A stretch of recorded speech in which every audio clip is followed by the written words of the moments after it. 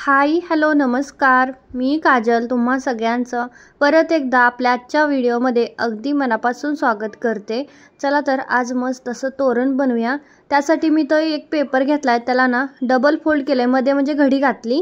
त्याच्यानंतर ना मी या पाकळीची जी लांबी आहे ना ती तयार लांबी साधारणतः 5.5ची ठेवणार आहे. त्यामुळे ते मी 6.5 वरती मार्किंग केले. आणि हे बघा तुम्हाला दाखवते. थोडं वाढवून तुम्ही घेतलं तरी पण चालेल, जेवढी लांब पाकळी पाहिजे तेवढी. याचा मध्य काढायचा, मध्यापासून पुढे 2.5 इंचावरती मार्किंग करायचं आणि वरच्या साईडनी 1 ते 1.25 इंचावरती मार्किंग करायचं.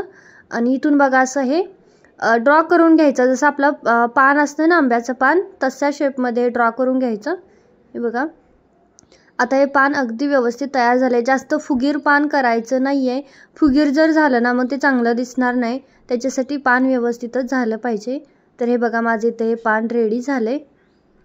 तर आता ह्या पानाच्या आकाराचा आपल्याला कपडा, कॅनव्हास आणि अस्तर हे तिन्ही आपल्याला कट करून घ्यायचं आहे. तर हे बघा इथे मी कपडा, कॅनव्हास आणि अस्तर दोन्ही म्हणजे तिन्ही कट करून घेतले. आता पहिल्यांदा सगळ्यात खाली आपल्याला कॅनव्हास ठेवायचा आहे आणि त्याच्यावरती आपल्याला बघा कॅनव्हास घ्यायचा, त्याच्यावरती आपल्याला आपलं मेन फॅब्रिक ठेवायचं आहे. वरती सरळ बाजू आली पाहिजे आणि त्याच्यावरती अस्तर ठेवायचं आहे. आणि आता आपल्याला कडेपासून इथून शिलाई द्यायला चालू करायचं. शिलाई कोण्यापर्यंत आली की सुई आतमध्ये ठेवायची, टंचन उचलून परत जसा पानाचा शेप आहे तो पानाचा शेप देऊन घ्यायचा. आणि बघा इथं आपलं झालेलं आहे शिलाई. आता हे जे जास्तीचं कपडा आहे ना कट करायचा, कॅनव्हासमुळं ते उसवत नाही. अगदी कट टू कट तुम्ही कट केलेत ना तरी पण चालतंय, त्यामुळे फिनिशिंग जास्त छान दिसते. तर कधी कधी आपल्याला वाटतं की झाली शिलाई, पण बॅक साईडनं शिलाई लागलेली नसते, तर तुम्ही डबल शिलाई करून घ्यावी लागते लक्ष ठेवून. त्यानंतर छोटे छोटे कट्स द्यायचे आणि मग हे पलटी करायचे. आता पलटी करताना कसं करायचं आहे बघा, वरच्या साईडला आपण कुठं अस्तर आणि त्याच्याखाली मेन फॅब्रिक, त्याच्याखाली कॅनव्हास असं एका लाईनीत आपण ठेवलं आहे. तर आपल्याला आता वरचा अस्तर आणि मेन फॅब्रिक याच्यामधून आपल्याला घालायचं आहे. खाली आपला कॅनव्हासशी काहीही संबंध नाही आहे. बघा असानी हळूच बाहेर काढायचं. टोकाचं काहीतरी घ्यायचं थोडंसं टोकदार, जेणेकरून पाकळीचा जो कोन आहे ना तो परफेक्ट बाहेर निघला जाईल. तर हे बघा आता इथं पाकळीचा जो कोन आहे ना तो परफेक्ट बाहेर निघला आहे. आता इथं कडेने तुम्हाला हवा असेल दाबशिलाई दिली तर चालेल, नाही दिली तरी चालतंय. मी सुद्धा देत नाही दाबशिलाई वगैरे. आता काय करायचं, असं मधोमध आपल्याला ना लेस लावून घ्यायचे. हे बघा कॅनव्हास वापरल्यामुळे पानांना ना इस्त्रीची सुद्धा अजिबात गरज नाही आहे. तर लेस लावून घ्यायची आणि आता सगळी पानं ह्याच पद्धतीने रेडी करून घ्यायची आहेत. तर इथे बघा माझी इथं सगळी पानं तयार झाले. त्यानंतर मी ही लेस घेतली, जी की मी ऑनलाईनच घेतली. तुम्हाला लिंक भेटून जाईल डिस्क्रिप्शन बॉक्समध्ये. सोबतच खणाच्या साडीची लिंकसुद्धा मी देऊन देईल. तर ह्याची लांबी किती घ्यायची, मी 37 इंच घेतली. म्हणजे दाराची आपल्या सगळ्यांचं दार ना तेवढंच चौकट लांब असते, 35 इंचाची असते, पण मी इथं 37 इंच घेतले जागी, जेणेकरून ना हे मी पाठवणार आहे. आणि मग थोडंफार छोटं नको व्हायला, मोठं झालं तरी चालेल, ह्या हिशोबाने मी थोडंसं वाढवून घेतलं आहे. आता ह्या पट्टीला आपण एका साईडनं पहिल्यांदा फोल्ड करूया. तर ही लेस, खणाचा कापडा, कॅनव्हास आणि ही पट्टी, काठ जो आपण वापरणार आहोत ना, ह्या सगळ्याची लिंक तुम्हाला भेटून जाणार आहे. डिस्क्रिप्शन बॉक्समध्ये चेक करा, तुम्हाला सगळ्याची लिंक भेटून जाईल. शक्यतो सगळं सामान मी ऑनलाईन घेते. तरी तर मी धागा चेंज करून घेते. आधीचा जो ग्रीन कलरचा धागा होता ना तो बदलते, जेणेकरून आपलं फिनिशिंग नको चुकायला. त्यासाठी मी तर पिंक कलरचा धागा जो आहे ना लावून घेतला आहे. बॉर्डर आहे ना त्या बॉर्डरच्या रंगाचा सेम टू सेम.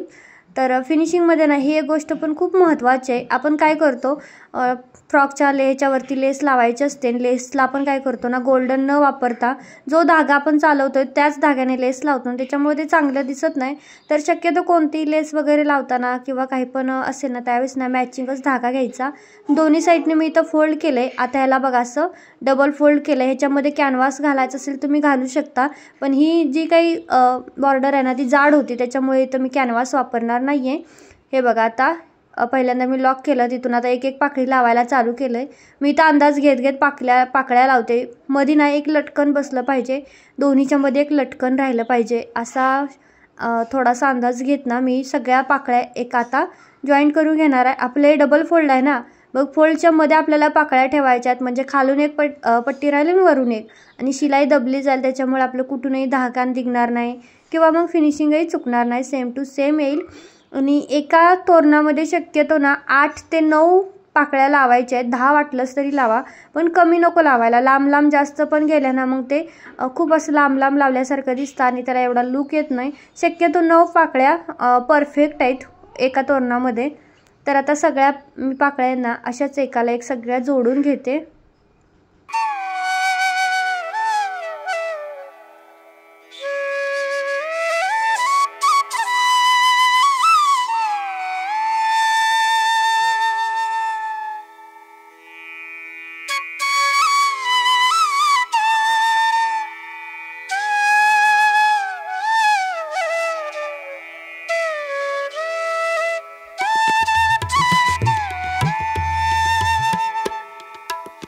आता बघा सगळ्या पाकळ्या जोडून झाल्यानंतर सगळ्या शेवटी पण आपल्याला इथं लॉक करून घ्यायचं आहे.